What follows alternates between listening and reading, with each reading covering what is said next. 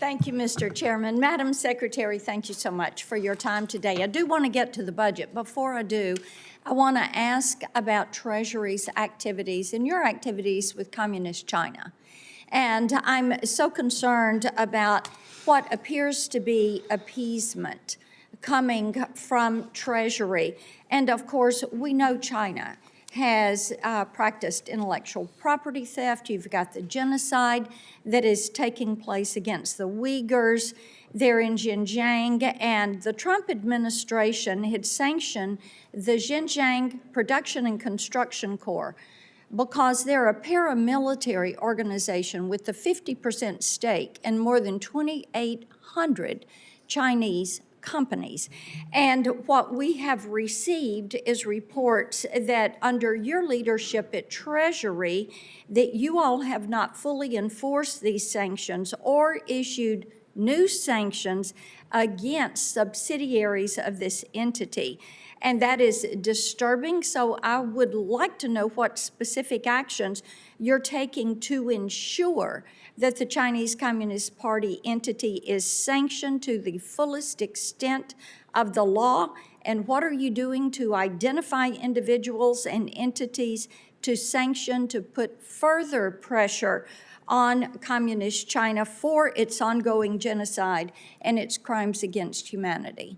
Well, I absolutely agree with you that Treasury and the Biden administration should be sanctioning human rights violations that are occurring in Xinjiang. And there is no appeasement, I want to assure you, on this matter.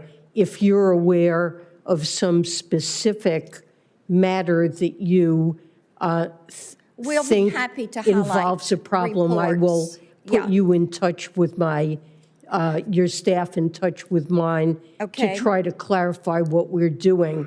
But there hasn't been, to the best of my knowledge, any weakening of these sanctions. We take them seriously.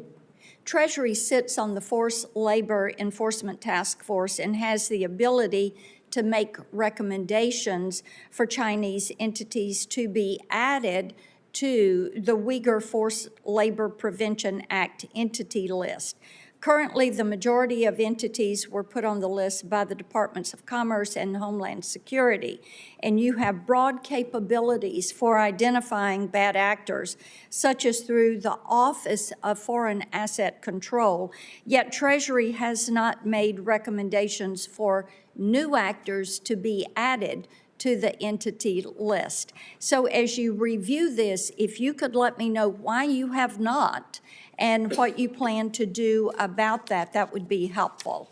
I would be glad to get you a briefing on it, but I do want to emphasize that these human rights violations are of very serious concern, and our sanctions and use of our authorities are intended. And we would like to see those used to the full extent of the law, and it's disturbing to hear that they are not. Let me ask you one other thing.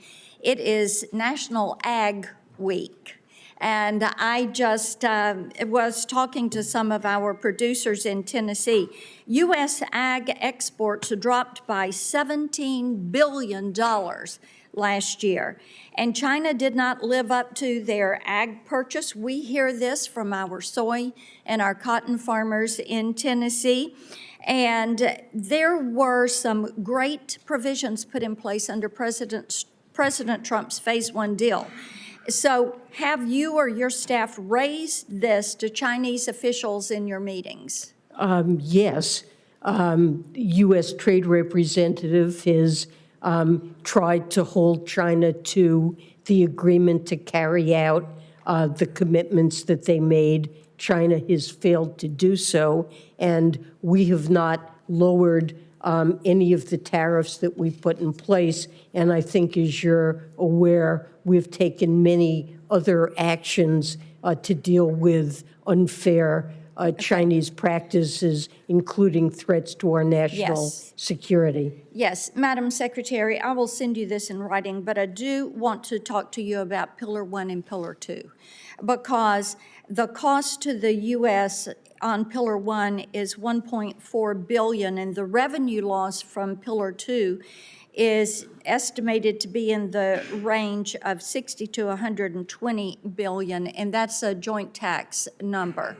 And we're very concerned about that. You look at that, and then you look at what is happening with ag products, and we're quite concerned about where these actions are taking us. Thank you, Mr. Chairman.